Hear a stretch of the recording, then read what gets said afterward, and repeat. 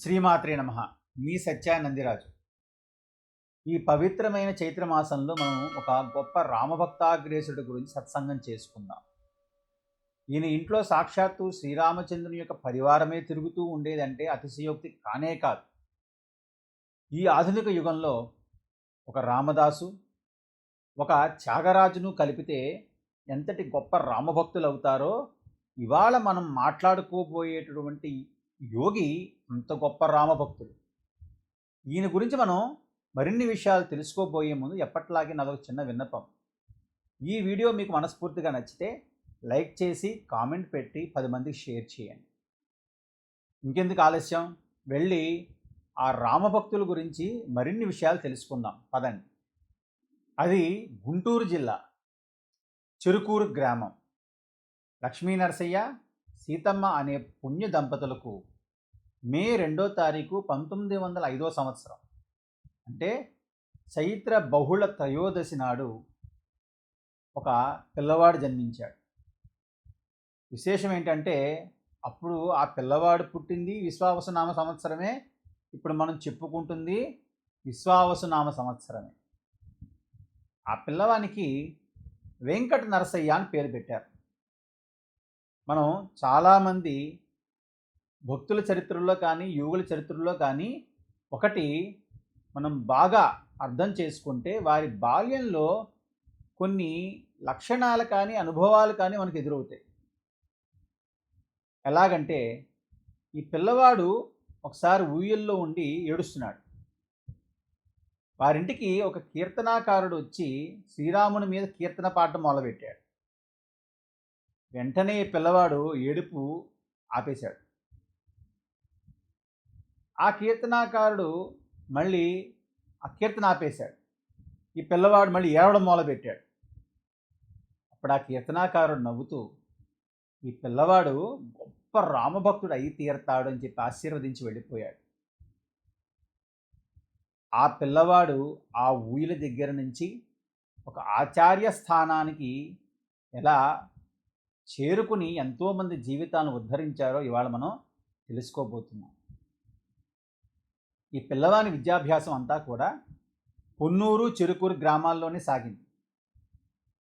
సుమారు ఈ పిల్లవానికి 14 ఏళ్ల వయసులో, చిన్నప్పటి నుంచి కూడా ఇప్పుడు దైవచింతనే కదా, ఆ పొన్నూరు గ్రామంలో ఆ పొలాల చేనుల్లో ఏకాంతంగా కూర్చుని తీవ్రమైన కృష్ణ ధ్యానం చేస్తూ ఉండేవాడు. ఒళ్ళు తెలిసేది కాదు. ఒకానొక సందర్భంలో శ్రీకృష్ణుని యొక్క దర్శనం అయిపోయింది. అప్పటి నుంచి ఆయనకి భగవంతుని మీద ప్రీతి మరింత పెరిగి సాధనని మరింత తీవ్రతరం చేశారు ఈ వెంకట నరసయ్య గారు. 15 ఏళ్ళు వచ్చిన తర్వాత తల్లిగారు సీతమ్మ గారి అన్నయ్య గారి 2వ కూతురైన శేషమాంబనిచ్చి పెళ్లి చేశారు. ఆయన మద్రాసులో ఒక కమిషన్ వ్యాపారి దగ్గర గుమాస్తాగా చేరారు. మరి కుటుంబం నడపాలి కదా వివాహం తర్వాత. ఆ వృత్తిలో ఎక్కువ అసత్యాలు ఆడుతూ ఉండాల్సి వచ్చేది. మరి ఇలాంటి దైవచింతన కలవారికి అలాంటివి ఎక్కడ నచ్చుతాయి? అందుకని అది మానేశారు. మానేసి గుంటూరు వచ్చి ఒక ప్లేడర్ దగ్గర గుమాస్తాగా చేరారు. మళ్ళీ అదే సమస్య, ఈ కోర్టుల్లో అబద్ధాలు చెప్పడం, ఇవన్నీ కూడా ఆయనకు నచ్చేది కాదు. అది కూడా మానేసి తెనాలిలో ఒక జ్యోతిష్కుడి దగ్గర మళ్ళీ గుమాస్తాగా చేరారు. కొన్నాళ్ళు బాగానే గడిచింది, 1 సంవత్సరం వరకు. దానివల్ల ఆ శాస్త్రంలో కొంత ప్రావీణ్యత కూడా సంపాదించారు వెంకట నరసయ్య గారు. ఆ జ్యోతిష్కుడు కొన్ని వ్యసనాలకు బానిసవడంతో ఆ వృత్తిని కూడా వదిలేసేసి బాపట్ల దగ్గర జమ్ములపాలెం అనే గ్రామంలో 1925 సంవత్సరంలో ఒక ప్రైవేటు పాఠశాలలో ఉపాధ్యాయుడిగా చేరారు. ఆయనకి ఆ వృత్తి బాగా నచ్చింది సార్. ఎందుకంటే పిల్లలకి మంచి విషయాలు చెప్పచ్చు, ఉన్నతమైన విలువలు చెప్పచ్చు అని చెప్పి ఎంతో సమర్థవంతంగా శ్రద్ధాభక్తులతో ఆ ఉపాధ్యాయ వృత్తిని ఆయన స్వీకరించారు. అలానే ఆయన కొన్నాళ్ళకి బుద్ధాం చేరారు. ఇంక నేను మీ దగ్గర ఏం దాచాలి, రామభక్తాగ్రేసరులు బుద్ధాం గ్రామం. నిజమే. ఇవాళ మనం చెప్పుకోబోయేది రామభక్తాగ్రేసరులు శ్రీ రామ్ శరణ్ మహారాజ్ గారి గురించి. మరి వెంకట నరసయ్య నుంచి ఈయన రామ్ శరణ్ మహారాజ్గా ఎలా రూపాంతరం చెందారు మనం ముందు ముందు తెలుసుకోబోతున్నాం. అలా ఈయన ఆ జమ్ముల పాలనలో ఉపాధ్యాయ వృత్తి కొనసాగిస్తూ, కానీ ఎక్కడికి వెళ్ళినా కూడా ఈయన రోజు సహస్ర గాయత్రి జపం, సహస్ర రామనామ జపం చేస్తూనే ఉండేవారు. పంచాయతీన దేవతార్చన, ఎప్పుడైనా ప్రత్యేక పర్వదినాలలో హరికథలు, సంకీర్తనలు, ఉపన్యాసాలు. అసలు ఈయనకి మానవ సేవే మాధవ సేవ. కులమతాల పట్టింపు లేకుండా ఆయన భక్తి ప్రచారాన్ని చాలా తీవ్రంగా చేసేవారు. ఈయనకి నేను ఇందాక చెప్పినట్టు పొన్నూరులో శ్రీకృష్ణుని యొక్క దర్శనం అయిపోయింది కదా, అందుకని శ్రీకృష్ణ మంత్రాన్ని ఉపదేశంగా పొందాలని తలిచి అప్పట్లో ఆంధ్ర వాల్మీకిగా పిలుచుకునేటువంటి వావిలి కొలను సుబ్బారావు గారు, ఆయనకి ఇంకొక పేరే వాసుదాసస్వామి. ఈ వాసుదాసస్వామి వారికి ఆయన ఒక సమాచారాన్ని పంపించి, నేను మీ నుంచి శ్రీకృష్ణ మంత్రాన్ని పొందుదాం అనుకుంటున్నాను పంపించారు. ఆయన దానికి ప్రత్యుత్తరం ఇస్తూ, నేను ఇప్పుడు శ్రీమద్ రామాయణ పారాయణ దీక్షలో ఉన్నాను, 108 పారాయణలు చేయదలుచుకున్నాను. నేను ఆ దీక్షలో ఉన్నాను కాబట్టి కొంతకాలం వేచి చూడాలని చెప్పారు.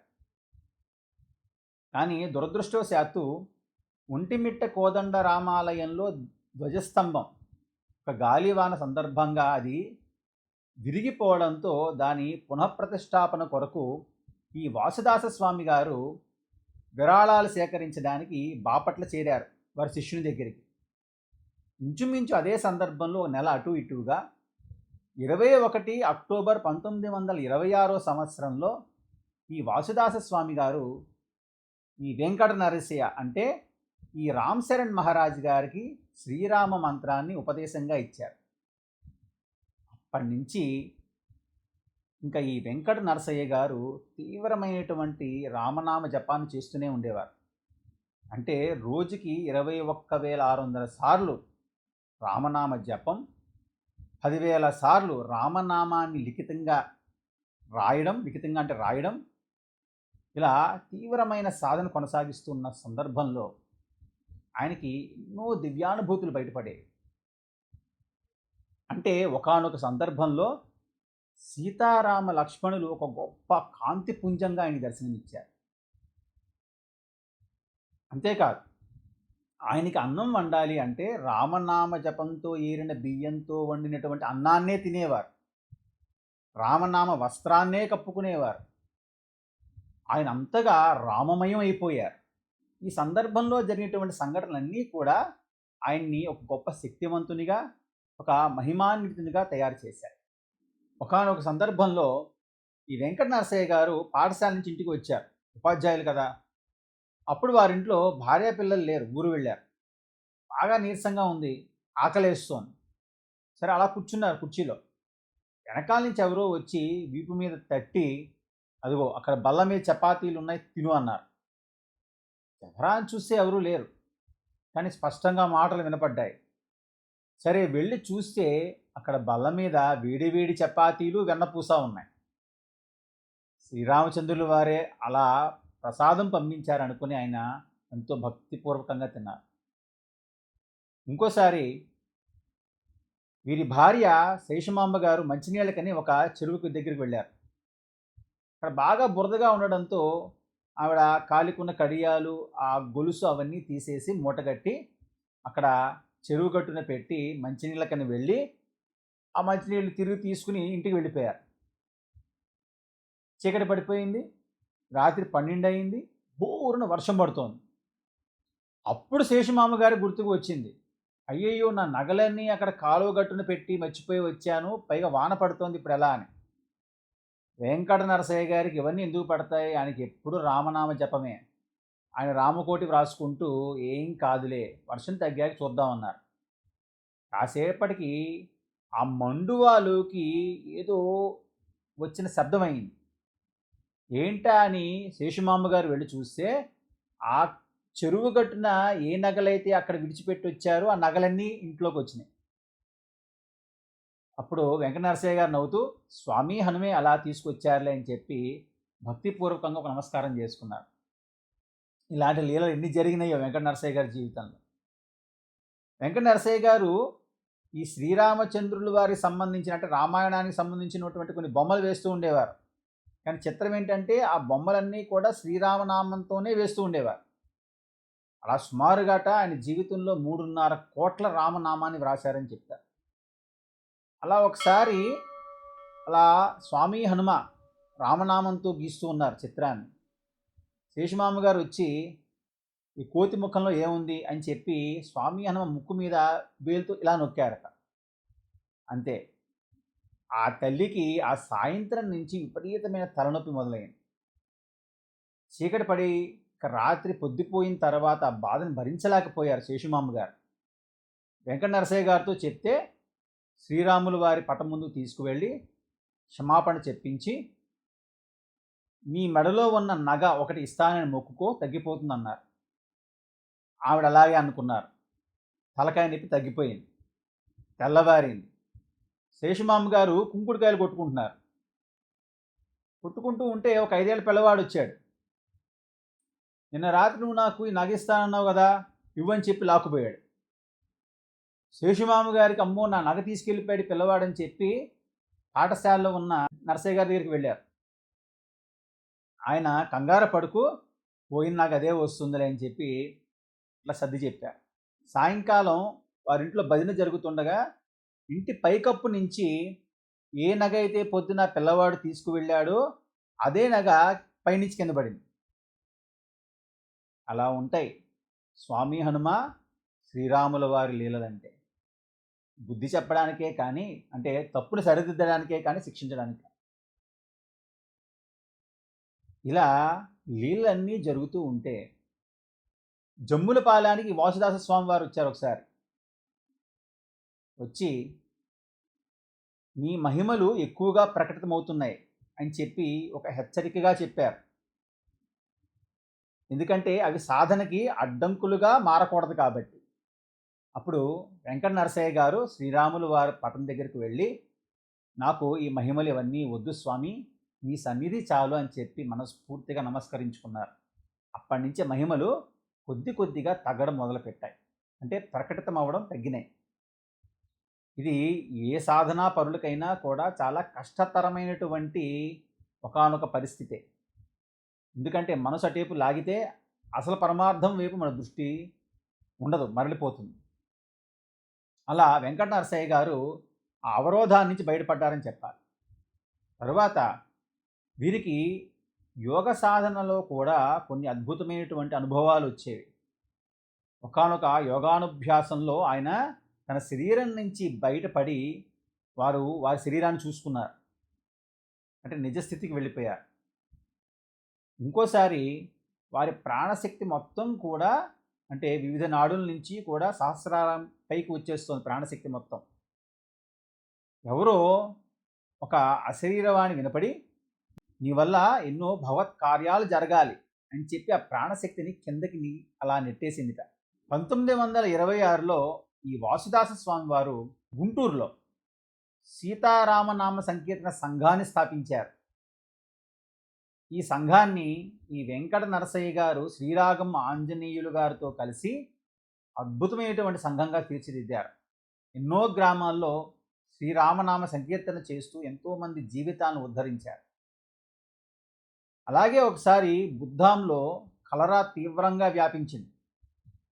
అప్పుడు వెంకట నరసయ్య గారికి ఇక్కడ ఒక స్వామి హనుమ మందిరాన్ని నిర్మించాలని సంకల్పం కలిగి తెనాలి నుంచి ఆ హనుమమూర్తిని తీసుకొస్తున్నారు. అప్పికట్ల దగ్గర తుంగభద్ర అనే కాలువ దాటి బుద్ధాంకి రావాలి. అప్పట్లో ఆ కాలువ మంచి ఉధృతంగా ఉంది, వాన పడుతోంది. ఆ కాలువ దాటలేకపోతున్నారు. చేతిలో స్వామి హనుమ మూర్తి. బాగా పొద్దుపోయింది, సాయం చేయడానికి కూడా ఎవరు లేరు. ఎక్కడి నుంచి వచ్చారో కానీ ఒక వ్యక్తి పంచ ఎగ్గట్టి ఆ స్వామి హనుమ మూర్తిని ఆయన చేతుల్లోకి తీసుకుని వెంకట నరసయ్య గారు చేయి పట్టుకుని ఆ కాలువ దాటించి స్వామి హనుమగా దర్శనమిచ్చారు. ఇంకా వెంకట నరసయ్య గారి ఆనందానికి అవధులు లేవు. ఆయన ముగ్ధులైపోయి చూస్తూ ఉండగా ఆ దర్శనాన్ని, స్వామి హనుమ, నీవు పెట్టిన ముహూర్తం కాకుండా ఇదిగో ఈ ఫలానా ముహూర్తంలో ఈ మూర్తిని స్థాపించు, అలాగే దీని ముందు కొంచెం మంత్ర జపానుష్ఠానం కూడా జరగాలని చెప్పారు. ఆ విధంగానే ఆ స్వామి హనుమ మూర్తి, అంటే ఆ మూర్తికి పెట్టిన పేరు పవనకుమార్. ఆ పవనకుమార్ని బుద్ధాంలో ప్రతిష్ఠించారు వెంకట నరసయ్య గారు. ఆ విధంగా కలరా ఆ ఊరి నుంచి పారిపోయింది. ఆ పవనకుమార్ ఆ ఊరికి వచ్చినప్పటి నుంచి కూడా ఆ ఊళ్ళో అన్నీ కూడా మంగళకరమైనటువంటి సంఘటనలే జరిగినాయి. ఒకసారి బుద్ధాం ఊళ్ళో అగ్ని ప్రమాదం జరిగి ఎన్నో ఇళ్ళు తగలబడిపోతున్నాయి. అందరూ వెళ్ళి వెంకట నరసయ్య గారితో మొరపెట్టుకున్నారు, మీరు కంగారు పడద్దు, వెళ్ళి పవన్ కుమార్ మీద కొన్ని బిందెలు నీళ్లు పోయండి అన్నారు. అలా చేయగానే అగ్ని ప్రమాదం తప్పిపోయింది. ఇంకోసారి ఒకరికి ఒక నగ పోయింది. వెళ్ళి వీరితో మొరపెట్టుకుంటే పవన్ కుమార్కి వెళ్ళి చెప్పుకోండి అన్నారు. అలా చెప్పుకుంటే మర్నాడు ఉదయమే ఆ నగ వారికి దొరికింది. ఇలాంటి లీలలు పవన్ కుమార్ ఎన్నో చేశారు, ఇప్పటికే చేస్తున్నారు. ఇలా బుద్ధాంలో ఉండే రోజుల్లో వాసుదాస స్వామి వారు ఈ వెంకట నరసయ్య గారి స్వప్నంలో కనిపించి, నీ సాధన సిద్ధించింది, కానీ ఇక నుంచి నువ్వు ఆచార్యత్వాన్ని స్వీకరించి చాలామందిని ఉద్ధరించాలని చెప్పి ఆదేశించారు. దానికోసం మంత్రసిద్ధి సంపాదించాలని పాఠశాలకి ఒక నెల రోజులు సెలవు పెట్టి వెంకట నరసయ్య గారు ప్రయాగ వెళ్ళారు. అక్కడ త్రివేణి సంగమంలో తీవ్రమైన తపస్సు చేశారు. ఆ సందర్భంలో అంతర్ధాన మహర్షి అనేటువంటి మహర్షి యొక్క ఆశీర్వాదాన్ని కూడా ఆయన పొందారు. అంటే ఆ మహర్షి మాట్లాడుతూ ఉండంగా అంతర్ధానం అయిపోయేవారట. అదే కాలంలో ఆయనకి అక్కడ శ్రీరామచంద్రుల వారి దర్శనం, శ్రీకృష్ణ భగవానుని దర్శనం, కాశీ విశ్వేశ్వరుడి దర్శనం కూడా అయ్యింది.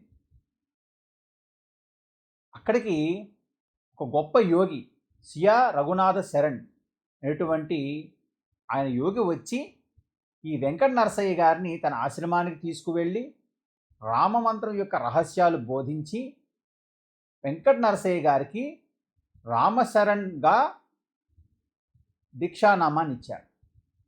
ఆ విధంగా వెంకట నరసయ్య గారు నరసదాసు గారుగా, అక్కడి నుంచి శ్రీరామ్ శరణ్ మహారాజుగా రూపాంతరం చెందారు. ఇది వారి ప్రయాణం. ఇక నుంచి వెంకట నరసయ్య గారిని శ్రీరామ్ శరణ్ మహారాజుగా పిలుచుకుందాం. ఈ శ్రీరామ్ శరణ్ మహారాజు గారు రామనామ జపం చేస్తూ హఠాత్తుగా సమాధి స్థితిలోకి వెళ్ళిపోయేవారు. అలా ఉంటే ఆయనకి ఆకలి దప్పులు కూడా తెలిసేవి కాదు. అప్పుడు స్వామి హనుమ ఆ సమాధి స్థితి నుంచి ఆయన మేల్కొలిపి నోట్లో చపాతీలు పెట్టేవారు. చూడండి ఆ స్థితి. అందుకేగా భగవంతుడిని నమ్ముకున్న వారి వెంట భగవంతుడు ఎప్పుడూ ఉంటాడు. అంతేకాదు రామ్ శరణ్ మహారాజ్ గారు శ్రీకృష్ణుని యొక్క రాసలీలల దర్శనం కూడా పొందారు. అంతటి గురుదేవులు, మహనీయులు వారు. వీరికి పుట్టపర్తి సత్యసాయి బాబాతో చాలా అద్భుతమైనటువంటి అనుబంధం కూడా ఉంది. రామ్ చరణ్ గారికి ఒక కుమారుడు, ఒక కుమార్తె. కుమారుడు భావనారాయణ, కుమార్తె సీతా కళ్యాణి. ఒకానొక సందర్భంలో వీరు విగ్రహ ప్రతిష్టాపన కొరకు గ్రామాంతరం వెళ్ళారు రామ్ చరణ్ మహారాజ్. దురదృష్టవశాత్తు కుమారుడు కాలం చేశాడు. ఆ వార్త వినగానే శిష్యులంతా కూడా, మీకు ఏమైనా ట్యాక్సీ ఏర్పాటు చేయమంటారా తొందరగా చేరడానికి అంటే వద్దని చెప్పి వారి సతీమణితో కలిసి నెమ్మదిగా బస్సులోనే వచ్చారు. అదే నిర్లిప్తత వారి ధర్మపత్ని విషయంలో కూడా మనం గమనించాలి. వీరు రామనామ ప్రచారానికి తణుకు వెళ్ళారు ఒకసారి. కొన్ని నిమిషాల ముందే రామ్ చరణ్ మహారాజ్ గారు శిష్యురాలతో చెప్పారట, ఒక దుర్వార్త వినాల్సి వస్తుంది అని. అలాగే వారి ధర్మపత్ని కూడా కాలం చేశారు. అనే వార్త వచ్చింది. వారు అలాగే ఇంటికి వెళ్ళారు. ఏది నామప్రచారం పూర్తి చేసుకొని అంతటి కష్టాలు వచ్చినా కూడా వారు ఆ ఆచార్యత్వ బాధ్యతలను ఎప్పుడు విస్మరించేవారు కాదు. ఇంటికి వెళ్ళి వరండాలో కూర్చొని శిష్యులతో మాట్లాడుతున్నారు. వారి సతీమణి గారి ఆ దేహం అక్కడే ఉంది. శిష్యులు, గురువర్య మీరు కొంచెం అమ్మగారి పక్కన కూర్చోవచ్చు కదా, వారికి ఏమన్నా కొంచెం సంతోషంగా ఉంటుంది అంటే రామశరణ్ మహారాజ్ గారు, నేను కూర్చున్న ఈ కుర్చీ ఆ దేహం రెండిటికి తేడా ఏముంది అన్నారు. అందుకే వారు అంత గొప్ప స్థితికి చేరుకున్నారు. సాధన అంటే మనం నేర్చుకున్న విషయాల్ని ఆకళింపు చేసుకుని మన నిత్య జీవితంలో ప్రయత్నపూర్వకంగా అవలంబించడమే కదా. అదే రామ్ చరణ్ మహారాజ్ గారు ఈ సందర్భంలో చేసింది. ఇటువంటి రామ్ చరణ్ మహారాజ్ గారు కంచి పరమాచారి గారిని కలిసిన సందర్భం గురించి చెప్పుకుందాం. రామ్ చరణ్ మహారాజ్ గారు నాగాయలంక లాంచీరేవుల ఒడ్డున ఒక రామమందిరాన్ని నిర్మించాలని సంకల్పించారు. అక్కడ ప్రతిష్టాపన 1964 మే 31గా వారు నిర్ణయించారు. కానీ దానికి ముందు ఒకసారి కంచి స్వామి వారి ఆశీర్వాదం తీసుకుందామని కంచి వెళ్ళారు. అప్పట్లో కంచి స్వామి వారి షష్ఠి పూర్తి ఉత్సవం జరుగుతోంది. అక్కడ కంచి సమీపంలో అంబి అనే గ్రామంలో. అక్కడికి మే 25న వెళ్ళారు రామ్ చరణ్ మహారాజ్. కానీ ఆ షష్ఠి పూర్తి ఉత్సవం రోజున స్వామివారి తీర్థం దొరకలేదు. మే 26న స్వామివారి ముందుకు వెళ్ళారు రామ్ చరణ్ మహారాజ్ కంచి స్వామివారి ముందు. ఎప్పుడు ప్రతిష్టాపన అన్నారు. ఆశ్చర్యపోయారు రామ్ చరణ్ మహారాజ్. ఇదేంటి, నేనేం చెప్పలేదు అసలు, ఇదేంటి ఎట్లా స్వామివారు అడిగారని. అది కంచి స్వామివారి శక్తి. ఇట్లా మే 31 అనుకుంటున్నాం అన్నారు. 31 అవుతుందంటావా అన్నారు. అని కొన్ని అక్షింతలు, కుంకుమ, కిస్మిస్ పళ్ళు ఇచ్చారు. సాధారణంగా ఏంటంటే ఆలయాల్లో ప్రతిష్టాపన సమయంలో ఆ మూర్తుల కింద యంత్రాలు పెడతారు. కానీ యంత్రాల బదులు వీరిచ్చినటువంటి కిస్మిస్ పళ్ళు, కుంకుమ, అక్షంతులు పెట్టమని ఆదేశించారు కంచి స్వామివారు. సరే, 26వ తారీఖు ఇది అయింది. 27వ తారీఖు మే 27 అప్పటి ప్రధానమంత్రి నెహ్రూ గారు మరణించారు. దాంతో ప్రయాణానికి ఇబ్బంది కలిగి రామ్ చరణ్ మహారాజ్ గారు అనుకున్న సమయానికి ఊరికి తిరిగి రాలా. మే 30ని చేరుకున్నారు. మరి 31 కదా ప్రతిష్టాపన అనుకున్నారు, ఎట్లా? అందుకని అది జూన్ 11వ తారీఖు మారిపోయింది. కంచిస్వామి వారు ఆ తీర్థం ఇచ్చే సమయంలో ఇంకొక మాట అన్నారు. రామపాద క్షేత్ర ప్రతిష్టాపన ఎప్పుడు అన్నారు. ఇది ఒక ప్రశ్న. ఇదేంటి రామపాద క్షేత్రం ఏంటి అని ప్రశ్నకు సమాధానం 2 నెలల తర్వాత దొరికింది వారికి. ప్రతిష్టాపన 2 నెలల తర్వాత ఆ దగ్గరలో ఉన్న నాగార్జున సాగర్ డ్యామ్కి ఇబ్బంది వచ్చి ఆ ప్రాంతంలో అంతా వరద వచ్చింది. ఎంత ఉధృతంగా వరద వచ్చినా ఈ రామమందిరంలో స్వామివారి పాదాల వరకు మాత్రమే ఆ నీరు తగిలి వెళ్ళిపోయింది. ఇది ముందుగా జరుగుతుందని కంచి స్వామివారికి తెలిసే రామపాద క్షేత్ర ప్రతిష్టాపన ఎప్పుడు అని అడిగారు. అది కంచి స్వామివారి యొక్క యోగ బలం. రామ్ చరణ్ మహారాజ్ గారికి అక్టోబర్ 20, 1994 కొంచెం సుస్థి చేసింది. అనారోగ్యంతో ఇబ్బంది పడ్డారు. ఆ తర్వాత వారం రోజులకి, అంటే అదే సంవత్సరం అక్టోబర్ 26వ తారీఖున వారు శ్రీరామునిలో ఐక్యమైపోయారు.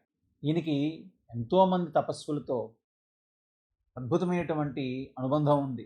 125 గ్రంథాలకు పైగా ఈయన ఆధ్యాత్మిక సాహిత్యం అందించారు. ప్రభుదత్త బ్రహ్మచారి ఈయనకి మహామండలేశ్వర్ అనే బిరుదును కూడా ఇచ్చారు.